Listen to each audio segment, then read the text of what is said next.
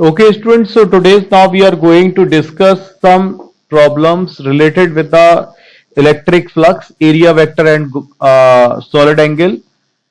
आज जैसे कि पहले चैप्टर में हम लोगों ने पढ़ के रखा हुआ था, सबसे पहले एरिया वेक्टर के बारे में डिस्कस किया, फिर देन हमने इस चैप्टर में आपसे सॉलिड एंगल के बारे में डिस्कस करा, फिर इलेक्ट्रिक फ्लक्स के बारे में डिस्कस करा और उन्हीं से रिलेटेड कुछ क्वेश्चंस हैं जिनके बारे में हम लोग डिस्कस करने वाले हैं आज।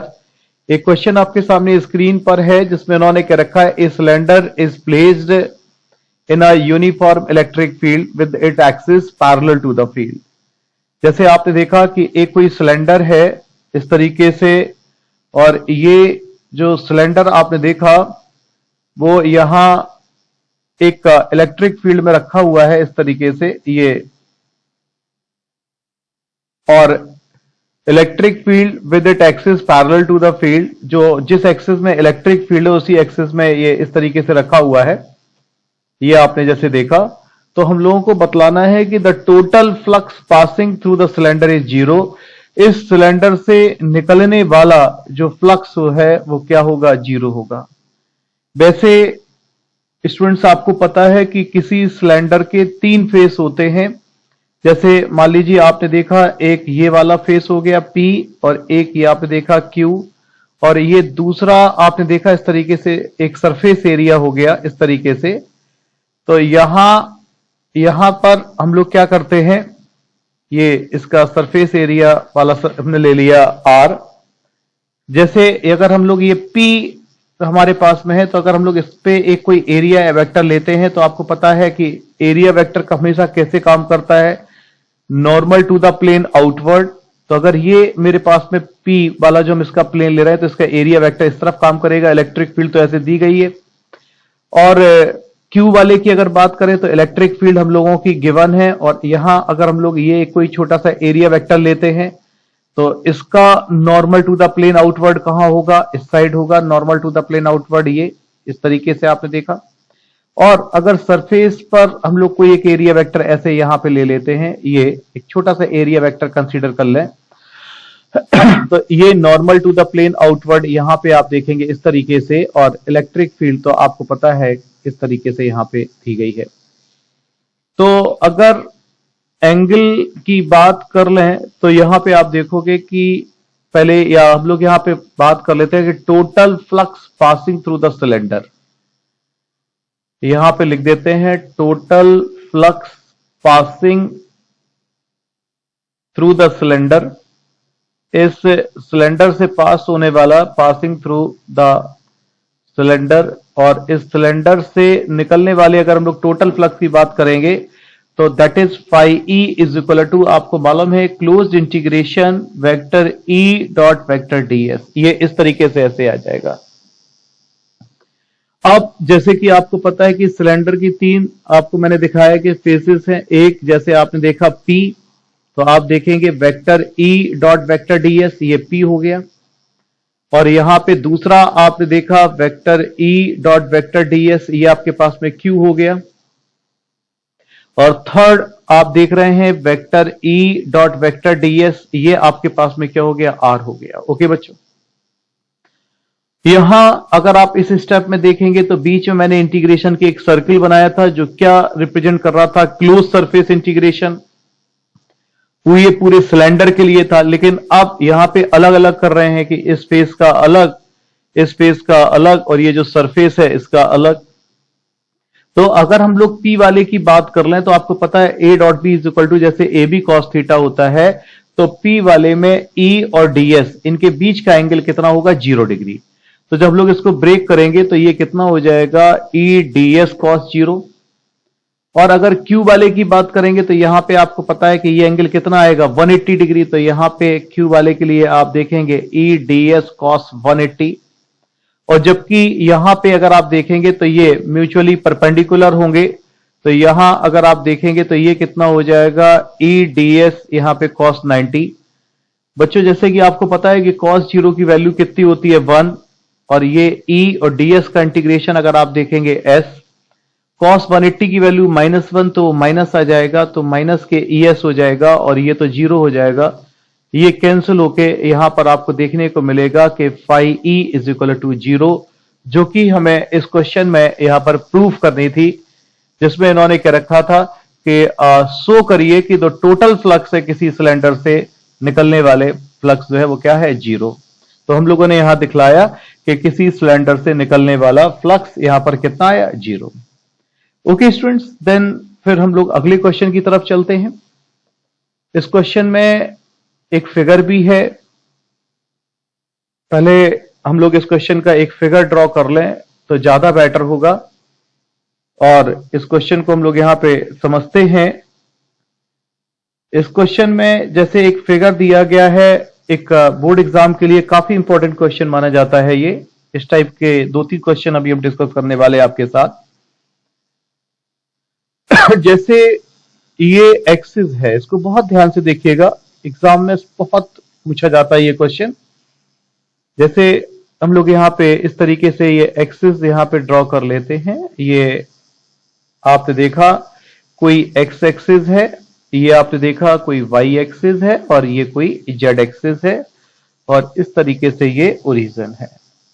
ओके, और यहां एक कोई क्यूब रखा हुआ है। इस तरीके से हम लोग एक कोई क्यूब ले लेते हैं। सपोज हम लोग इस तरीके से एक कोई क्यूब देखते हैं।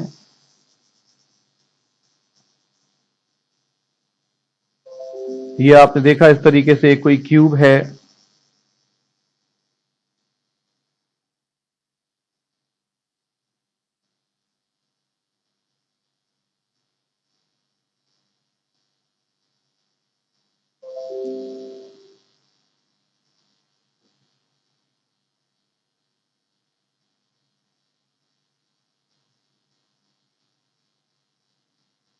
ये इस तरीके से यहां पर हम लोग देख लेते हैं, ये कोई क्यूब है, और ये यहां पर ओ, ये अगर आप देखेंगे यहां से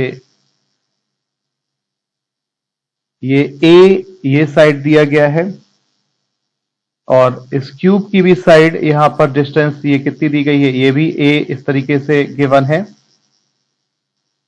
और यहां अगर हम लोग बात कर लेते हैं अब क्वेश्चन की, तो आप जरा ध्यान से देखिएगा।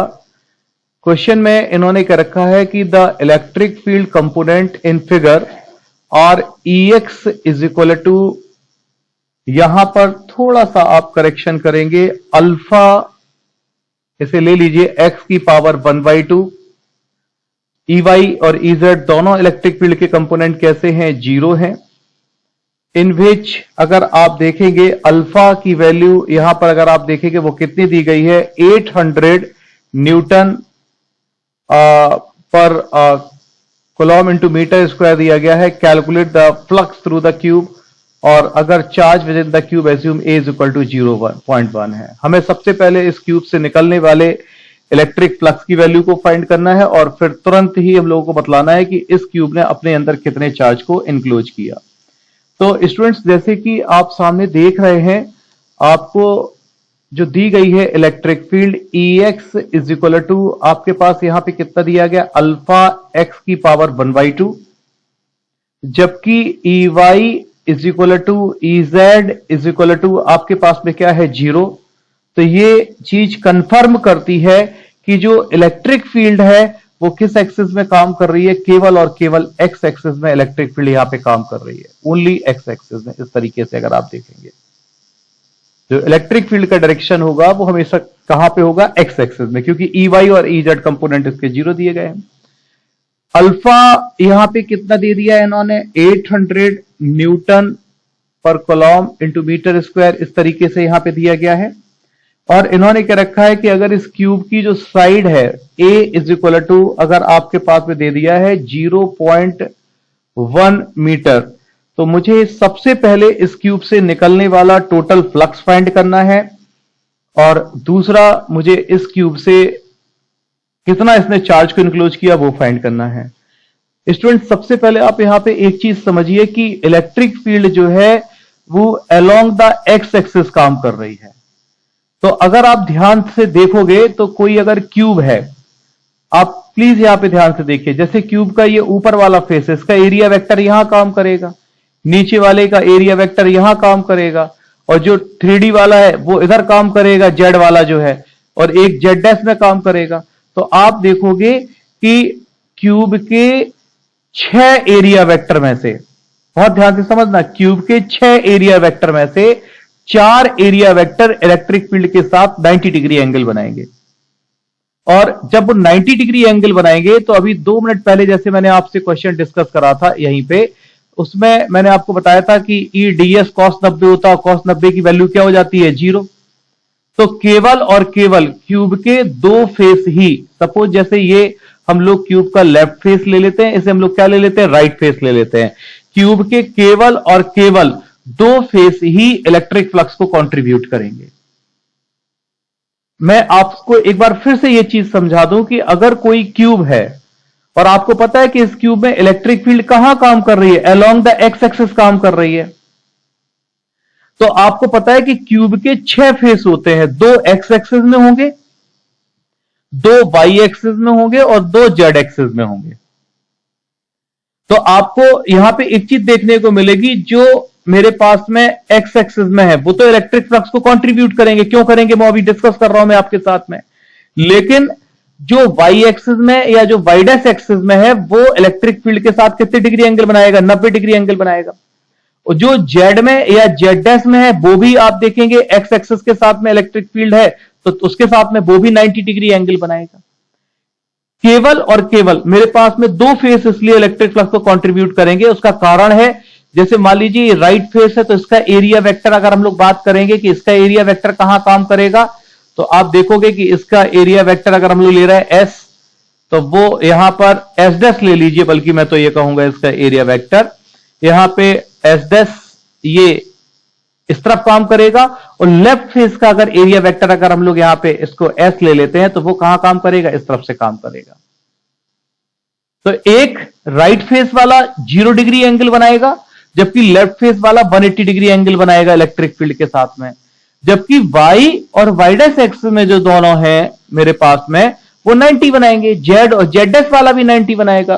तो किसी क्यूब के 6 में से 4 फेस जो हैं वो आप देखेंगे बहुत अच्छे से, यहां पे आपको समझ में आएगा, वो 90 डिग्री एंगल बनाने की वजह से वो इलेक्ट्रिक फ्लक्स को कंट्रीब्यूट नहीं करेंगे, केवल 2 फेस करेंगे यहां पे। तो ऐसा करते हैं सब लोग, सबसे पहले हम लोग फर्स्ट पार्ट अगर निकाल रहे हैं तो लेफ्ट फेस से निकलने वाला इलेक्ट्रिक फ्लक्स निकालते हैं, phi L is equal to, तो आपको तो मालूम है बहुत अच्छे से, ई एस कॉस थीटा होता है, तो ई की जगह यहां पे ई एक्स, और लेफ्ट फेस की में इसका एरिया वेक्टर अपन ने एस माना हुआ है तो एस, और यहां पे कॉस 180 डिग्री, कॉस 180 डिग्री क्यों, क्योंकि ये इलेक्ट्रिक फील्ड के साथ कितने डिग्री एंगल बना रहा होगा यहां पे 180, और ई एक्स की वैल्यू जब हम लोग यहां से ऊपर से पुट करेंगे तो ई एक्स की वैल्यू आपको मालूम है कितनी दी गई है, कॉस 180 की वैल्यू तो माइनस ई एक्स की अल्फा एक्स की पावर 1/2 और एस, ठीक है, एस का मतलब हो गया इसकी एक सरफेस का एरिया, ये इसका एरिया, और आप जानते हैं कि क्यूब की एक सरफेस का एरिया जो होगा वो स्क्वायर के एरिया के बराबर होगा, और बेटा इसकी साइड कितनी दी गई है, ए, तो यहां पर अगर आप चाहो तो यहां पे क्या लिख सकते हो, ए स्क्वायर।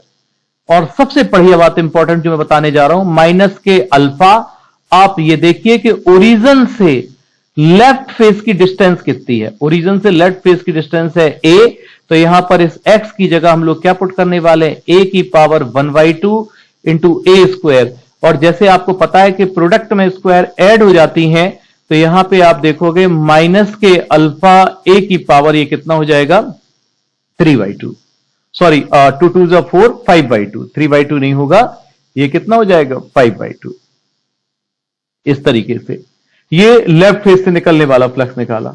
अब राइट फेस से निकलने वाले फ्लक्स की बात करें अगर हम लोग, तो राइट फेस से निकलने वाला फ्लक्स अगर आप फाई आर देखेंगे तो phi R is equal to E X, और यहां पे एस डैश ले लेते हैं, हालांकि आपको पता है कि एस डैश और एस दोनों ही आपस में इक्वल हैं, तो क्यों ना हम लोग इसको एस डैश ना करके एस ही ले लें, क्योंकि एरिया तो सेम ही रहने वाला है, तो ई एक्स इंटू एस, लेकिन अब यहां पे एंगल 0 होगा, क्योंकि राइट फेस जो है वो राइट फेस का जो एरिया वेक्टर है वो इलेक्ट्रिक फील्ड के साथ कितने डिग्री एंगल बना रहा है 0, तो यहां पे आपने लिख दिया cos 0। Ex की वैल्यू हम लोग रखने वाले हैं अल्फा एक्स की पावर 1/2 और कॉस जीरो की वैल्यू जैसे कि आपको पता है कितनी होती है 1। और इस एरिया की बात करेंगे तो एरिया अपने पास में ए स्क्वायर। लेकिन स्टूडेंट्स अब जरा ध्यान से समझिएगा जो मैं बताने जा रहा हूं, ओरिजिन से राइट फेस की डिस्टेंस कितनी है। ओरिजिन से राइट फेस की डिस्टेंस 2a हो जाएगी। देखिए यहां पे हम लोग अल्फा इस x की जगह अब यहां पे रखेंगे 2a की पावर 1/2 और इंटू कितना हो जाएगा a स्क्वायर। देखिए लेफ्ट फेस को जब मैं कंसीडर कर रहा था तो लेफ्ट फेस की ओरिजिन से डिस्टेंस कितनी थी a, तो इस x को मैं रिप्लेस कर रहा था a से यहां पे। लेकिन अगर हम राइट फेस की बात करेंगे तो राइट फेस ओरिजिन से कितनी दूरी पर है, 2a डिस्टेंस पर है। तो ये अगर आप देखेंगे यहां पे तो आपके पास ये 2a इस तरीके से मेरे पास में देखने को मिलेगा। तो आप इसको चाहें तो ऐसे भी लिख सकते हैं। देखिए 2 की पावर 1/2 इसे अपन √2 लिख सकते हैं, √2 अल्फा, और ये a की पावर यहां पे कितना हो जाएगा 5/2। तो जैसे कि बच्चों मैंने बताया कि किसी क्यूब के 6 में से केवल 2 फ्लक्स इलेक्ट्रिक फ्लक्स को कंट्रीब्यूट करेंगे फेस, बाकी 4 जीरो, क्योंकि वो 90 डिग्री एंगल बनाएंगे। तो अगर हम टोटल फ्लक्स की बात कर लें कि यहां पर टोटल फ्लक्स क्या होगा, तो total flux phi E is equal to, अगर आप चाहें तो लिख सकते हैं phi R plus phi L. और जब इनको हम लोग बेटा ऐड करेंगे तो फाई आर जो कि मेरे पास में √2 है, √2 को अगर हम लोग चाहें तो ऐसे लिख दें √2 अल्फा a की पावर 5/2 माइनस अल्फा a की पावर 5/2। और अगर हम यहां से अल्फा a की पावर 5/2 कॉमन ले लेंगे तो आपको यहां देखने को मिलेगा √2 - 1। और √2 की वैल्यू बच्चों जैसे कि मुझे पता है 1.414 होती है। अब इनकी वैल्यू पुट कर लें। अल्फा की वैल्यू 800 गिवन थी, a की वैल्यू जैसे आपको पता है कि 0.1 की पावर 5/2 है, और √2 की वैल्यू आपको पता है 1.414 माइनस के 1 है, इस तरीके से। तो जब इनकी वैल्यू आप पुट करोगे तो 800 0.1 का जब 5/2 आप निकालेंगे तो वो आएगा 0.00316, और यहां पर ये आएगा 0.414, और मल्टीप्लाई कराएंगे तो ये आएगा बेटा 1.049, या राउंड ऑफ करके हम लोग इसको लिख सकते हैं यहां पर 1.05 न्यूटन मीटर स्क्वायर पर कूलम।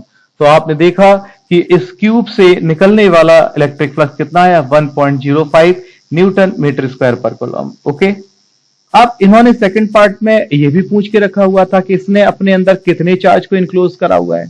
तो अभी नेक्स्ट मैं जब आपको टॉपिक डिस्कस करूंगा तो मैं उसमें गॉस लॉ बताऊंगा। उस गॉस लॉ में कहते हैं कि phi E is equal to किसके होता है, 1/ε0 इंटू क्यू के। और ε0 की वैल्यू तो जैसे कि आपको पता ही 8.85 इंटू 10⁻⁻12, और क्यू हम लोगों को फाइंड करना, और फाई ई हम लोगों ने कितना फाइंड किया 1.05। तो जब आप इसको मल्टीप्लाई कराएंगे तो ये आपके पास में आएगा 9.27 इंटू 10⁻⁻12 कूलम। तो इस क्यूब ने इतना इलेक्ट्रिक फ्लक्स कंट्रीब्यूट किया और इतना चार्ज इंक्लोज किया। ओके बच्चों, तो इस तरीके से हम लोगों ने इस क्वेश्चन को यहां पे देखा। आगे हम लोग नेक्स्ट क्वेश्चन की तरफ चलते हैं, और उस नेक्स्ट क्वेश्चन में अगर देखें तो बिल्कुल वैसा ही क्वेश्चन है। इन्होंने क्या रखा है इस क्वेश्चन में कि the electric field component due to a charge inside a cube of side 0.1 metre, A की वैल्यू 0.1 मीटर दी गई है। Ex इज इक्वल टू, यहां पे अगर आप देखेंगे अल्फा एक्स अकेला दिया गया है, जबकि पिछले वाले क्वेश्चन में अल्फा एक्स की पावर 1/2 था, और अल्फा इज इक्वल टू आपके पास कितना दिया गया है 500 न्यूटन पर कूलम इंटू मीटर, जबकि EY और EZ कंपोनेंट क्या है, जीरो है। तो बिल्कुल मुझे उसी तरीके से क्या फाइंड आउट करना है, फ्लक्स निकालना है और प्लस चार्ज निकालना है कि उस क्यूब में हमारे पास कितना चार्ज होगा। तो फिगर सेम टू सेम वैसे ही जो पिछला वाला फिगर था, अगर आप चाहें तो दोबारा बना लें, और अदरवाइज आपको मालूम है कि फिगर वही फिगर सेम टू सेम वैसे ही रहने वाला है। आपको मैंने बताया कि क्यूब में जो इलेक्ट्रिक फील्ड है वो केवल और केवल एक्स एक्सिस में काम कर रही है, वाई और जेड में उसका कोई कंपोनेंट है नहीं, जीरो है। तो क्यूब के 6 में से 4 जो फेस होंगे वो इलेक्ट्रिक फ्लक्स को कंट्रीब्यूट नहीं करेंगे, केवल एक लेफ्ट वाला करेगा और दूसरा वहां पे अगर आप देखेंगे तो राइट वाला करेगा। यहां पे आप देख लीजिए बिल्कुल सेम वैसी फिगर, जो फिगर हम लोग यहां पे यूज कर रहे थे पिछले वाले क्वेश्चन में, बस कुछ चेंजेस हैं इसमें। जैसे वो चेंजेस क्या है उसको लेके हम आपको अभी सॉल्व करते हैं।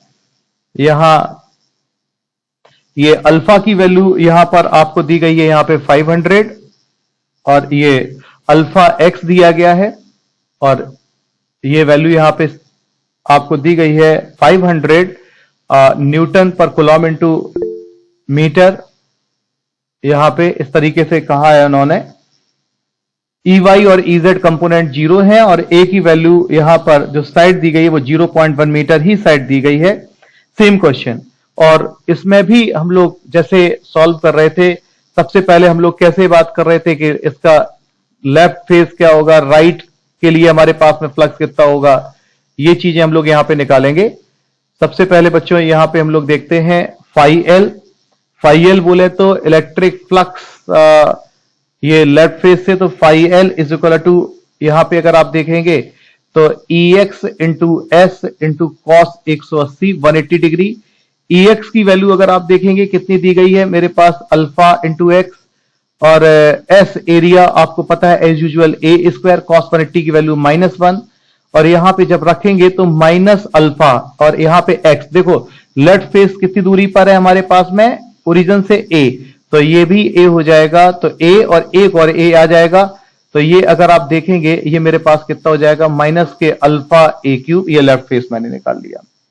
राइट फेस की अगर हम लोग बात करेंगे phi R is equal to, तो आपको बहुत अच्छे से मालूम है ये कितना हो जाएगा, EX into S into cos 0, और आपको पता है कि कॉस 0 की वैल्यू कितनी होती है 1, तो ये आपको मालूम है दैट इज अल्फा एक्स, और एस मेरे पास कितना हो जाएगा ए स्क्वायर। लेकिन अब यहां पर मुझे x जो है 2a लेना पड़ेगा बच्चों। 2a क्यों लेना पड़ेगा, क्योंकि ओरिजिन से राइट फेस की डिस्टेंस कितनी है 2a, तो ये क्या हो जाएगा a स्क्वायर।